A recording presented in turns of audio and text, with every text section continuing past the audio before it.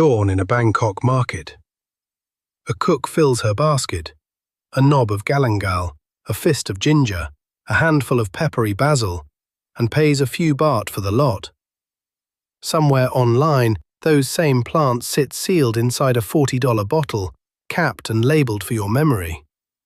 Same herbs, one costs pocket change. Come walk the stalls with me. Here's what the market knows that the bottle hopes you don't. Every herb on this walk is dinner, pounded into curry paste, torn into soup, fried with rice. The label dries it, powders it, caps it, and marks it up 100 times. So one question follows us stall to stall. Is this a remedy in a jar, or is it just supper? First stall, galangal. Ka, the Thais call it. Ginger's tougher, citrus pine cousin, and the root that makes Tom Ka sing.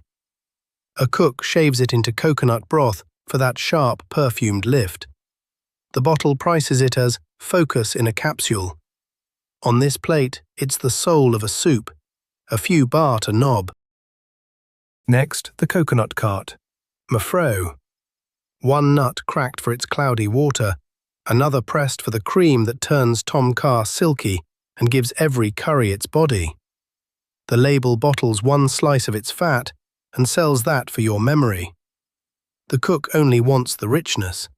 A ladle of coconut milk is what floats the galangal and chili across your tongue. Now let your nose lead you to the basil pile. Kafro. This leaf bites, peppery, hot, almost clove-like, and bruising one perfumes the whole stall. It's the green that makes pad kafro, minced pork or chicken seared hard with chili and garlic, a runny fried egg sliding off the top, all over hot rice. Half of Bangkok eats it for lunch. The bottle promises calm you can swallow. The wok promises the best plate of rice you'll have all week. Stop here a second and look down the row. Every basket you can see is a bottle somewhere online. The galangal, the coconut, the basil we just passed. Each one capped, relabeled, and sold back to you at 100 times the price. Same plants, same market, and we're only halfway. The warmest one, the herb the label gets least wrong, is still ahead. Halfway mark, and the garlic braids hang thick. Krathayam. Thai garlic, small, tight cloves with a punch bigger than their size. This is the backbone of every curry paste.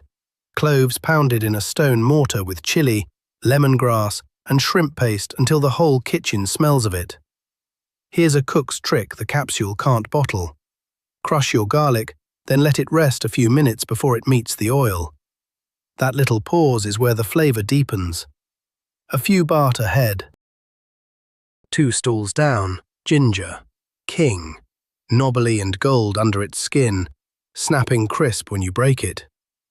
Slice it into thin matchsticks and it becomes Gai Pad King. Chicken flung into a screaming wok with ginger, black fungus, and a splash of soy, ready before the rice cools. Warming, bright, a little peppery on the tongue. The label wants it powdered in a pill. The market wants it fresh, hot, and in your bowl by supper. Down at the wet greens end, Gotu kola, Bai Boa Bok, little fan-shaped leaves still beaded with water. This one you don't cook. Thais eat it raw, a cool green tangle piled beside nam prik, the fierce chili dip, to calm the fire on your tongue. Some crush it into a bitter, grassy juice over ice. It's the label's favourite face, the leaf it puts on every memory jar. On the plate, it asks for nothing but a rinse and a chili dip. A handful costs almost nothing. And now the one I've been saving, turmeric. Carmin. Snap a finger of it and your hands stain gold for a day. That stain is the whole story. For centuries, this root has been the colour and the warmth of a southern yellow curry, pounded fresh into the paste with garlic and lemongrass, simmered in coconut until the whole pot glows.